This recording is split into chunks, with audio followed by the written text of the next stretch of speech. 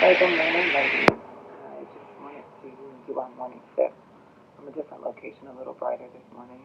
I told you the other day how my husband normally gets up very early, but he's off today. So his schedule kind of rotates. So I thought I'd come outside on my porch and do my morning sip with you. Well, it's already past the darkness of the morning. It is like into the early morning, so it might be a little bit of noise, but hopefully you can still hear me good. And I'll try to speak up, but my voice is still on sleepy mode. Good morning. This is the morning sip. So take your sip. I'm sure you guys have already finished your first cup of coffee. I'm only halfway done, so I still have some stuff to do. But last night I went to bed feeling full and bubbling over with some stuff I want to share with you today. So the topic for today's discussion is naked and afraid.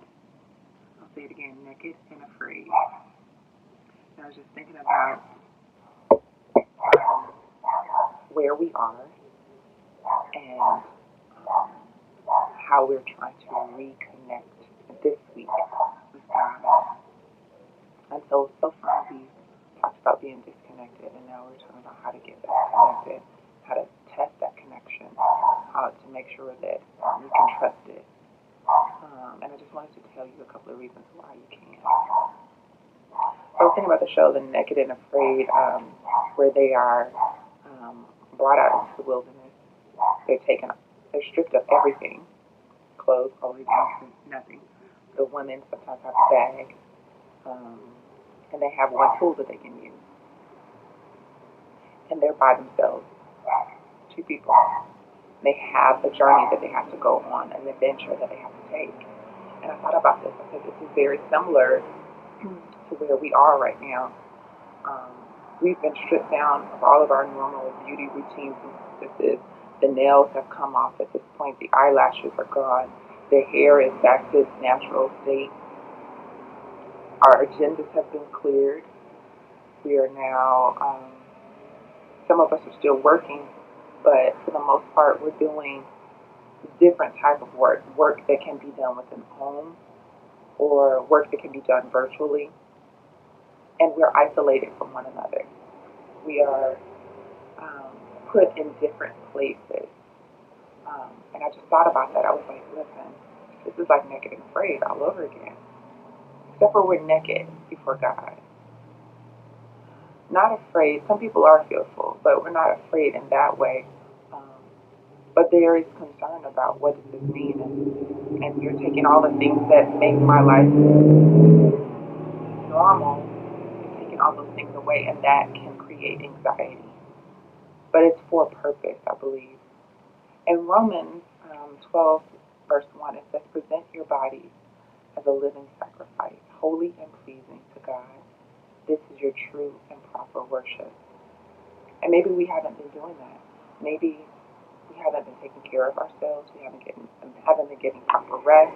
Maybe we haven't been eating properly, drinking and hydrating ourselves properly. Maybe we haven't been taking our vitamins. Maybe we haven't been taking care of this body that's supposed to be a living sacrifice. Maybe we haven't been taking care of our minds and honing the gifts that God has given us. Then I thought about a second verse in 1 Corinthians 6:19, where it says, do you not know that your bodies are the temples of the Holy Spirit, who is in you, whom you have received from God? You are not your own, for you were bought with a price. Therefore, honor God with your body. And I was just thinking about that. He stripped away everything to make us focus less on the outside, but more on the internal connection with Him. This is to be one with Him is our living sacrifice. Now, I'm sure it has more, but I'm just taking it for this. Then I thought about all the things that keep us distracted, thinking about how we constantly live in a state of exhaustion. I know many of you in this group work tirelessly. I know you work tirelessly because I work tirelessly. Versus working with focus and working from a place of rest. We hear oftentimes that in our churches and the sermons that we should work um, not in our own strength, but in the strength that God gives us, and that we're asking for a strength exchange, and we're constantly asking for a strength exchange. But there's a couple of things that we're doing that I think could remedy that. I think in this season, God is saying, I just want you. I just want you. I don't want you dressed up and prepared for church. I don't want you dressed up and with your Sunday best on. I don't want your mind with Sunday best on. I don't want you to feel like you have to fix yourself before you come to me. Because if you could fix you, you wouldn't need me. I feel like he's saying, stop.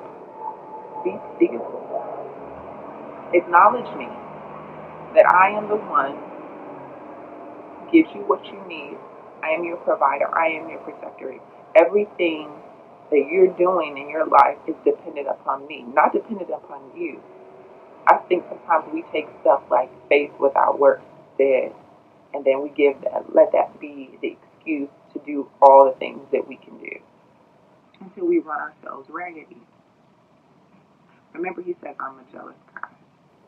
Remember, he says to not make any graven idols or images and put them before him. Remember, he says to observe the Sabbath and keep it holy. That's the day of rest. He's built it in so that you will never get to the point of exhaustion. So what do? We justify, oh, you know what? Karate's only offered on Saturdays. The tournament is on Saturdays. What happens if enough people who are Christians say, oh no, I'm not working on Saturday or I'm not working on Sunday? Think about it. Chick-fil-A does it every Sunday. If I'm not correct, Hot Dog on a Stick does too. It's the one meal you cannot get. Either Hot Dog on a Stick or Chick-fil-A. I can't remember which one it was. Somebody's closed on Sunday. I think it's Chick-fil-A. They're closed. And they will conduct their business 6 days a week. And every time I go past Chick-fil-A, I promise you, the line never has a shortage.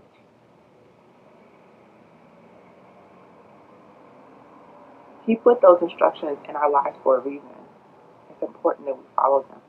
Because you can have all the skills, all the capacity, all the talents in the world. You can have all the God-given assignments.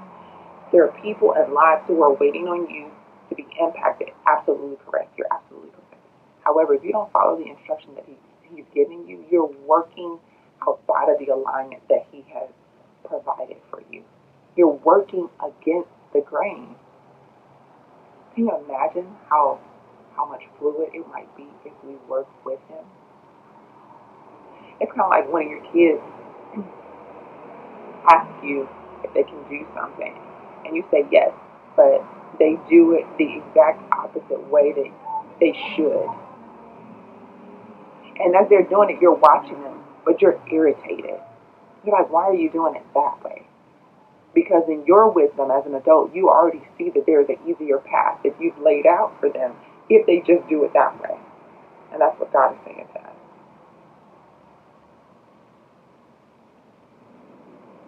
We have to discipline ourselves to do things that are not always popular and the things that we don't always want, but to be intentional about our alignment with what God wants so that we can execute all the things that He's tasked us to do in the way that He's asked us to do, with ease and with grace, with poise, um, and with favor.